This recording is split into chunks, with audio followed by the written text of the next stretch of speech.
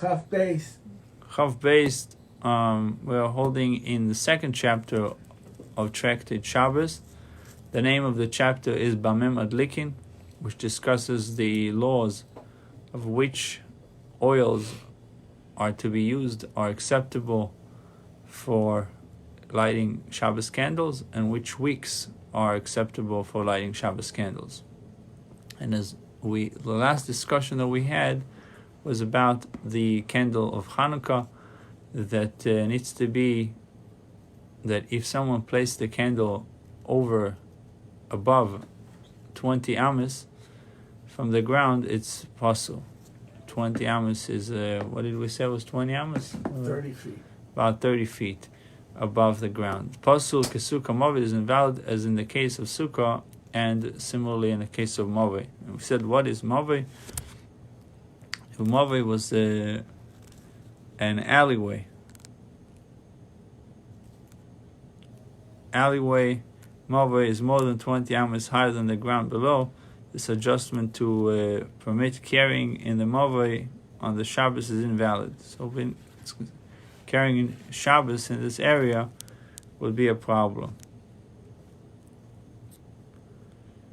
Although the height limits for the Chanukah light, schach and kaira are identical, is for the imposition varies from case to case. So today we're going to start from the top of 22, V'omar Rav Kahana. The Gemara presents another exposition by Rav Nosson, Bar Manyumi, V'omar Rav Kahana. Rav Kahana also said, Dorash Rav Nosson, Bar Manyumi Mishmei Rav Tanchum. Rav Nosson Bar Manyumi expounded in the name of Rav Tanchum. Mai Dichtiv, what is the meaning of the pasuk V'abei Reikein V'mayim? It says about the brothers on Yosef, they threw him into a pit that didn't have any water. But the problem is, it says the pit was empty. Hi, Steve. The pit is empty and it has it didn't have any water.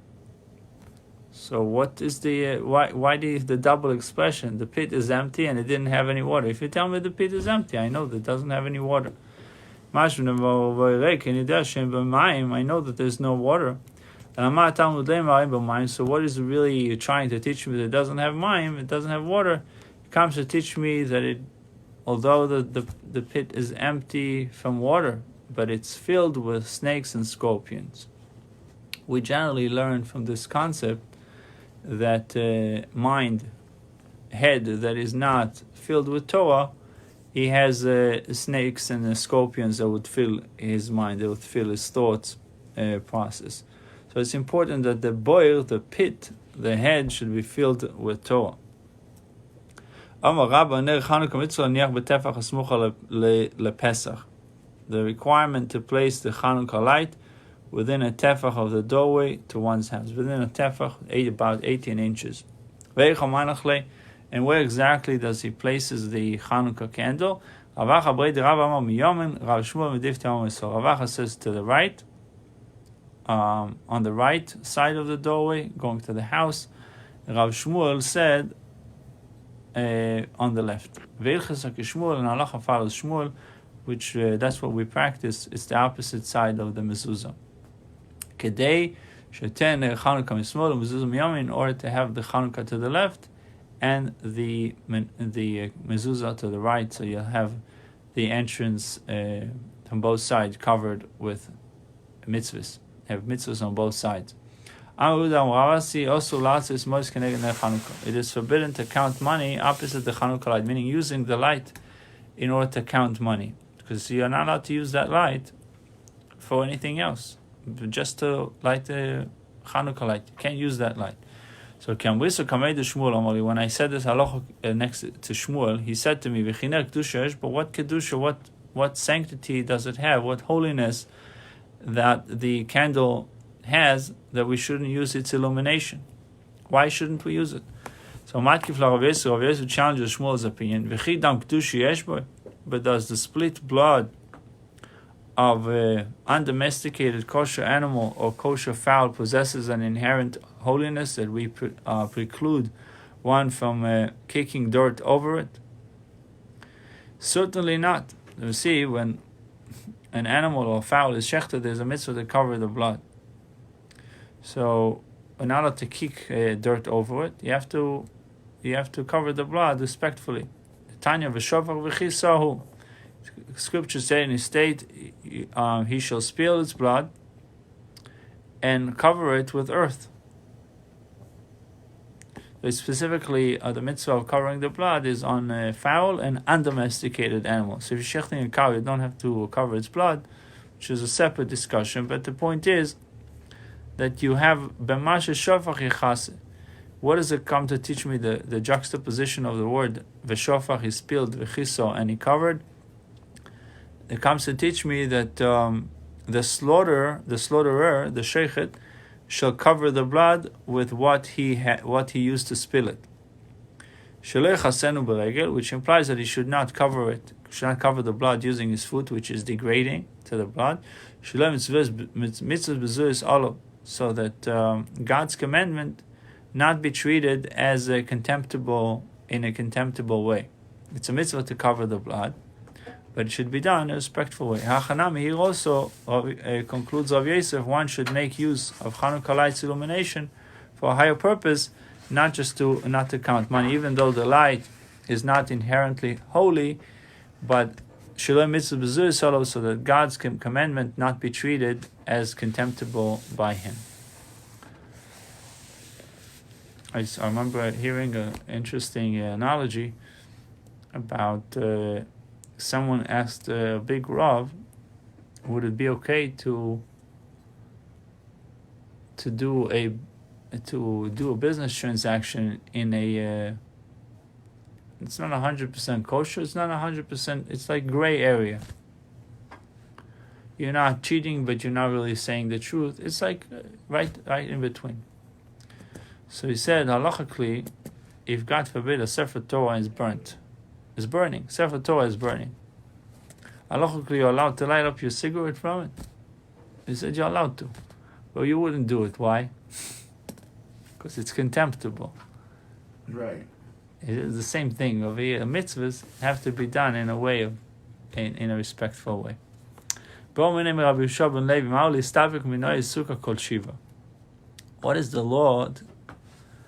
Is it permissible to partake of foods hung as sukkah decorations at any time during the 7 days festival? So people took a branch with fruits, hanged it in the sukkah. Are you allowed to pick these fruits on Yom Tov? Before I was with Chabad, I used to, we went to the local sukkah, I would help them hang the fruit on the... Right. They used to decorate. In many communities, they decorate the sukkah heavily. Till now. So what is the law? Is it permissible to partake foods hung as sukkah decorations at any time during the 7-day festival? So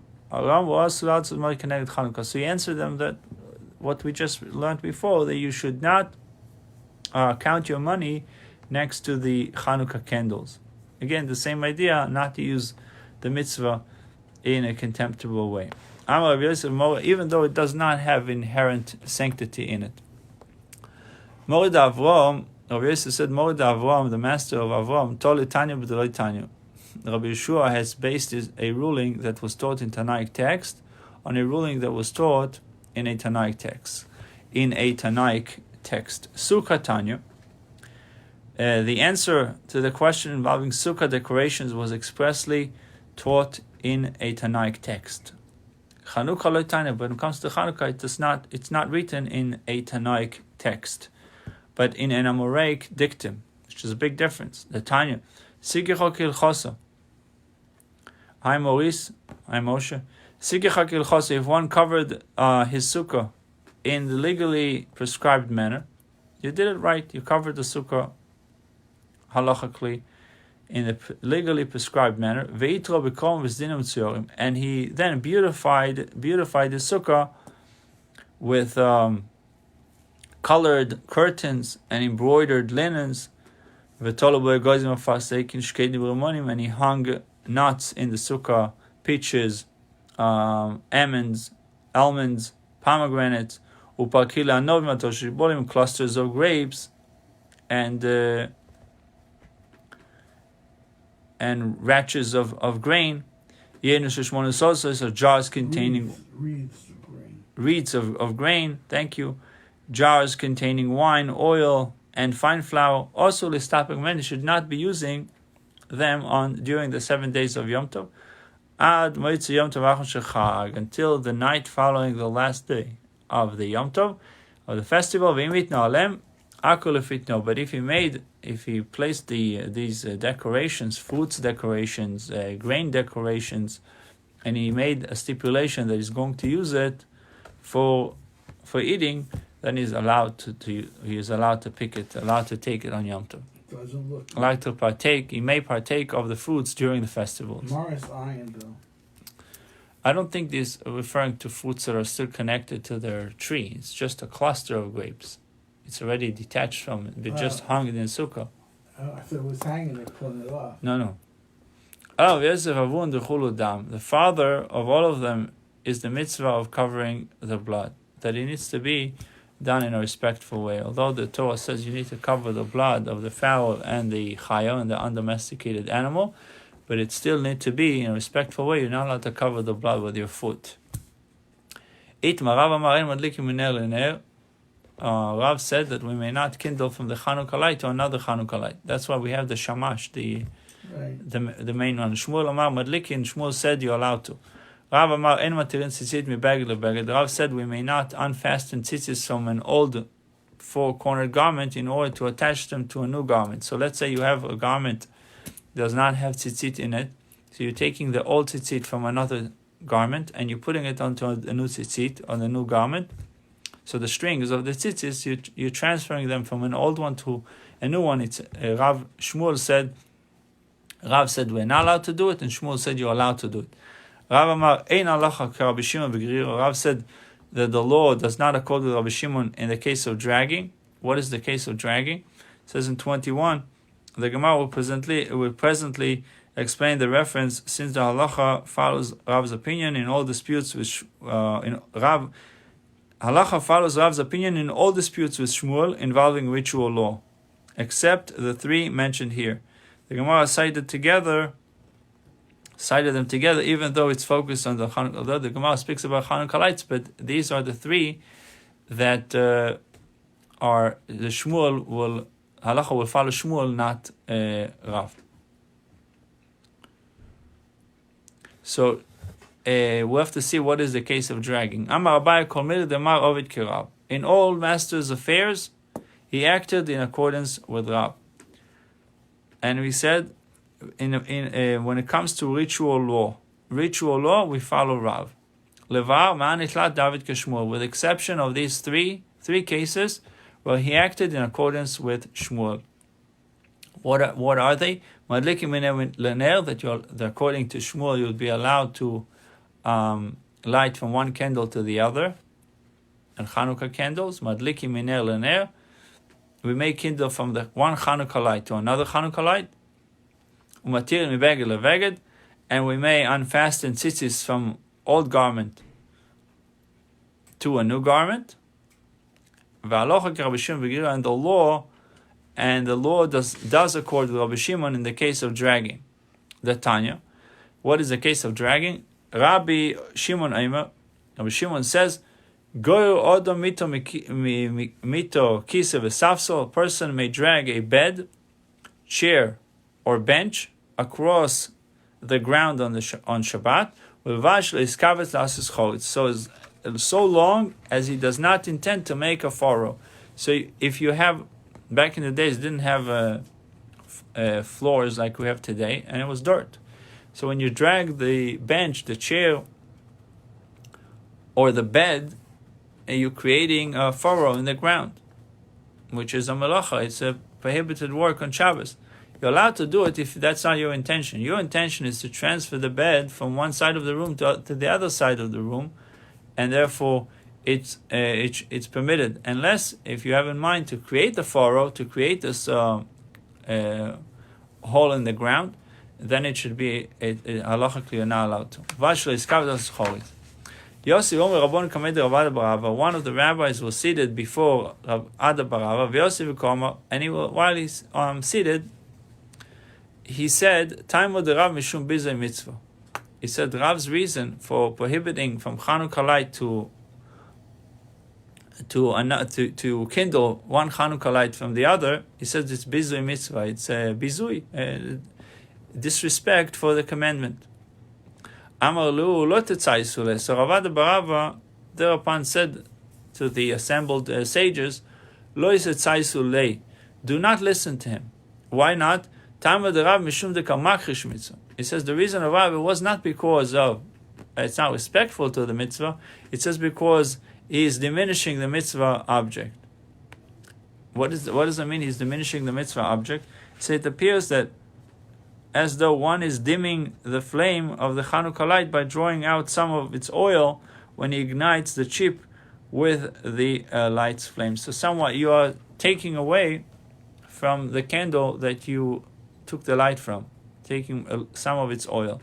So according to Rav, the reason why you shouldn't light from one candle to the other is not because disrespect, it's because of weakening, diminishing the mitzvah object. My benai. So what's the practical difference between the two sages' opinions? So Ika benai the kamadik mishogel shogel. There exists a difference between them in the case where one kindles directly from one Chanukah light to another Chanukah light. According to the opinion that says you should not light from one Chanukah light to the other because it's disrespect for the mitzvah. Rav would concede that one may kindle directly from one Chanukah light to another Chanukah light, for without the intervening wood chip, there is no disrespect for the mitzvah. If you're taking the actual candle and lighting from one candle to the other, there is no busy mitzvah, there is no disrespect. Obviously, you were busy, occupied lighting Hanukkah, the menorah. But if you're using a chip and you're taking it with a chip, it's disrespect to the mitzvah. And according to the opinion that you're actually diminishing some of its oil by taking from the light, so even if you do directly, it will be prohibited. So this is really the nafkamina between the two opinions of what's the reason of why you would do it. So according to the opinion, it's a disrespect to the mitzvah. When you do it directly with another candle, there's no disrespect. But according to the opinion, you are diminishing the light. It's still diminishing the light when you're taking it even directly with another candle, and it will be prohibited. You shouldn't be doing it according to that reasoning. So Masiv Rav Avi reported by citing a brisa, a seller coin of Ma'aser Sheni. We're moving into 22b1. And Shoyin Kenegdo Dino Izov. We may not weigh unconsecrated gold dinar coins opposite it to see if they are whole. So Ma'aser Sheni is it's called a translation of its second tithing, but it was fruits that you take 10% of your crop after you gave the coin, after you gave the Levi, and after the Levi gave the coin, you take another 10% of the crop and you're taking it to Yerushalayim, to eat it in Yerushalayim. So the moment you designated this crop to be eaten in Yerushalayim, you have it has kedusha, it has sanctity. So if you want to weigh it, you have to treat it also respectfully, and there's a way to do it. It says over here, we may not weigh unconsecrated gold dinar, there's putting money that is not consecrated, opposite the Ma'aser Sheni. The scale has to have one opposite the other. Even if you're using it to redeem the Ma'aser Sheni. Even if your intention is to redeem the Ma'aser Sheni, you shouldn't be doing it. Use coins that are not consecrated. Now, it is all well if you say, when Rabbi Shmuel argue in the case of where one kindles directly from one Chanukah light to another Chanukah light, but to kindle the second light with a wood chip, even Shmuel prohibits. Meaning directly, they are not arguing. When are they disagreeing? When it comes to using a wood chip. When Rav and Shmuel argue in a case of kindling, where one kindles directly from one Chanukah light to another Chanukah light, that's a machlokes. Aval bekinso also Shmuel, by using kinso, which is a wood chip, Shmuel prohibits. Halot evet yuvta, this brisa should not be refutation of such an interpretation. But if you say that Shmuel permits also using wood chip, since it is needed for performing the mitzvah, so it shouldn't be degrading for the mitzvah, it shouldn't be disrespectful to the mitzvah. Hatevet yuvta, this baita would be indeed refutation of your opinion. Now, this version of Shmuel's opinion is the anonymous sages' interpretation of Rav and Shmuel dispute. Since Shmuel's opinion then runs counter to a brisa, the sages' interpretation perforce incorrect. The reason why you should not weigh your Maisa Sheni next to unconsecrated gold dinars, gold coins, it's because of a different concern. Perhaps his weights will not match. He will allow the dinar coins to remain unconsecrated, in which case it turns out that weighing was not conducted for the sake of a mitzvah, and so the Ma'aser Sheni coin was treated disrespectfully. So it says that sometimes you're putting the item that you want to weigh next to items that you already know their weight, which in this case was the gold dinars. But it could be that you'll start adjusting the weight because you're not sure that it's exactly, for example, 20 pounds. So you're adjusting the weight when you have the Ma'aser Sheni next to it. So obviously it would be, in this case, it would be degrading for the mitzvah.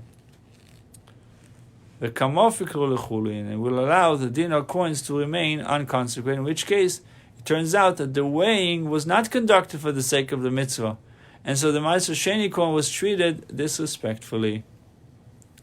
So Masi Rav Sheish is retorted by citing a bison outside the curtain of testimony. Aaron shall arrange it.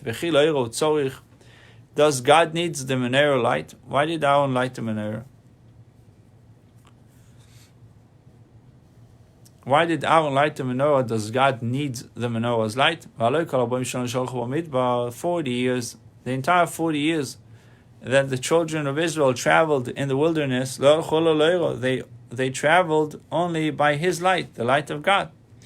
So what's the purpose of the menorah? The Gemara says, whether it is a testimony for all mankind, that the divine presence dwells with Israel.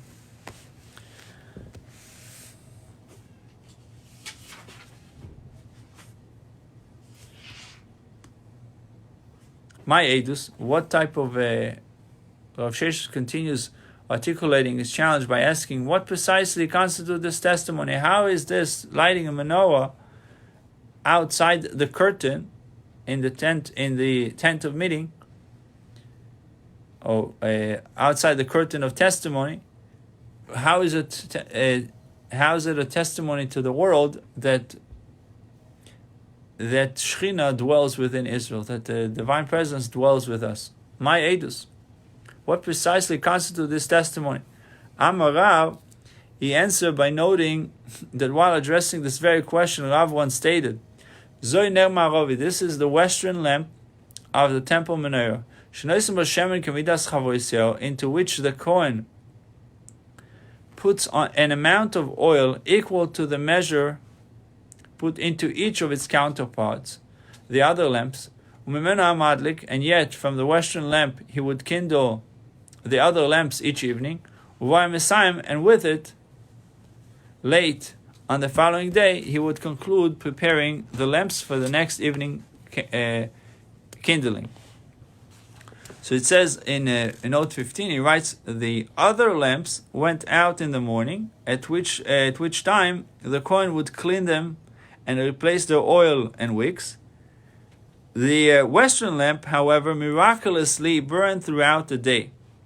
Hence, its preparation for the next kindling did not occur until just before evening, when the Kohen removed the still burning wick and oil, refilled the lamp with oil, and put in a new wick, which he then lit with the old wick. The Kohen would then kindle the other lamps from the western lamp. This miraculous burning of the western lamp occurred only when the Jews were beloved to God.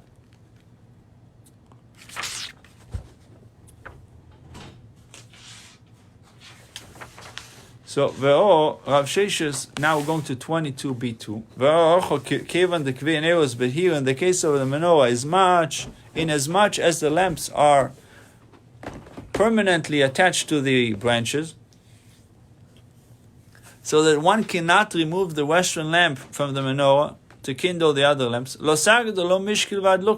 It is impossible to kindle other lamps from the western lamp unless one takes a wood chip and lights it with the flame of the western lamp, and with the chip then kindles the other lamps. So we have to use a chip. Kashio, this poses a difficulty. Rav's explanation of the miraculous nature of the western lamp poses a difficulty. So we see that using a chip is not degrading, is not disrespectful. Both to the one who said that he prohibited kindling from Chanukah light to Chanukah light, because using that method demonstrates disrespect for the commandment. And to the one who said that Rav's reason was because kindling from one lamp, from one light to light, from light to light, appears to diminish the performance of the commandment. Tirgum Papa, is even though the western lamp was permanently attached to the menorah, it was necessary to kindle the other lamps. It was unnecessary to kindle the other lamps with wood chip because the menorah had long wicks. But according to the one who says that it's diminishing the oil and therefore diminish the performance of the commandment, Kasha, indeed, there's difficulty how it was done, that they took light from the western candle to light the other ones. Maya law. What will be the final ruling concerning this question, whether one can kindle from Chanukah light to another? Amar Ravuna Bredi Rav Yeshua, Ravuna, the son of Rav Yeshua, said, Chazina, we must first see when the mitzvah of kindling the Chanukah light is actually fulfilled. And adloka is a mitzvah. That is, if the kindling that principally accomplishes the commandment, madlikin miner lener. Rav would indeed concede that we may kindle from one Chanukah light to another Chanukah light. However, if the placement of the Chanukah light principally accomplishes the commandment, ein madlikin miner lener. So we have to see chazina iadloko is a mitzvah. Then we're allowed to, if the actual kindling is doing the mitzvah, or it's not. However, if the placement of the Chanukah light or is a mitzvah accomplishes the commandment, we may not kindle from light to light. Let's look at 22 and 23 to clarify this. So the precedent for this leniency is the case of the temple menorah, where no disrespect is shown since 1 week is late from another. Here too, Rav would permit lighting 1 week from another in the case of Chanukah light, since it is with this act of kindling that the mitzvah of Chanukah is principally performed. The act of kindling, that's how the mitzvah is performed. And 23, it says, even though the intermediary is used to perform the kindling, the chip, since 1 week is late from another, the kindling itself is only a prerequisite for the proper placement of the Chanukah lights, which alone assures that the goal of publicizing the miracle will be achieved, and this is the main theme of Chanukah, to publicize the miracle. Hence, since kindling is not fully a mitzvah act, kindling from light to light demonstrates disrespect for the mitzvah. The Balu sages have previously worried, Hadloka is a mitzvah, Anocha is a mitzvah. Kindling accomplishes the commandment of the Chanukah lights, or whether the placement of the lights accomplishes the commandment. Is it the kindling or the placement? With the resolution of that issue we can determine Rav's opinion vis-a-vis kindling from light to light. So the Gemara now attempts to answer the question of whether kindling or placement is the primary mitzvah act. Tashma de Omar Oyotof de Omar Rav. Rava said, Oyotofus ner Chanukah ve'emed. If one was standing and holding his Chanukah light from the time he kindled it by the doorway until it went out. Imagine somebody holds on to the light of Chanukah, and he just holds it in his hand from the beginning, the time to light it until it burns out. Did he do the mitzvah or he didn't do the mitzvah? So there was lighting, but there was no placement. So the Gemara says, Lo yaso v'lo chlum, he has accomplished absolutely nothing by holding it. Shma mina anocha is a mitzvah, derived from this dictum that placement accomplishes the commandment, for it was this person's failure to put the light down that prevented him from having fulfilled the mitzvah. From here we see that the placement is the mitzvah, not the lighting. The main theme of the mitzvah is the placing of the candle in the menorah. The Gemara rejects this proof. The Gemara says, the non-fulfillment there is not because placing or lighting. It's because that the outlooker, the one who looks at him, would say, the non-fulfillment there is because one who sees him holding the light may say, the reason why he is holding the candle is not for mitzvah, he needs to look, he needs to find something. For his own purpose that he is holding it, in which case the miracle will not have been publicized. How are you publicizing the miracle? By holding a candle. Ordinarily, however, the mitzvah is fulfilled with kindling. Tashma, if one kindled the Chanukah light inside his house and then carried it outside and placed it by the doorway, lo yaseh chlum, he has accomplished nothing. So, it is well if you say that kindling chiefly accomplishes the commandment. For this implies that we require kindling in its proper place. And that's why, because he moved it, he had accomplished nothing. But if you say that the placement accomplishes the commandment, why didn't he do the mitzvah? Why did he accomplish nothing at all? He placed his Chanukah light in the proper location. We must therefore conclude from Rava's dictum that kindling constitutes the primary mitzvah act. The Gemara rejects this proof as well. The Gemara says, Hosom nami, there also the non-fulfillment is because the one who sees him carrying out the lit candle may say, for it is for his own purpose that he kindled the light.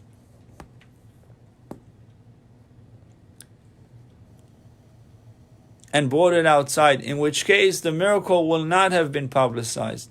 Otherwise, however, the mitzvah is fulfilled with the placement. The Gemara finally resolves the question of which action is primary, kindling or placing.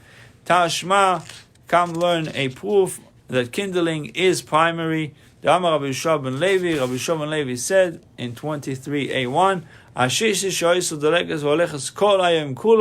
in the case of a glass lantern that was continuously burning the entire Shabbos day.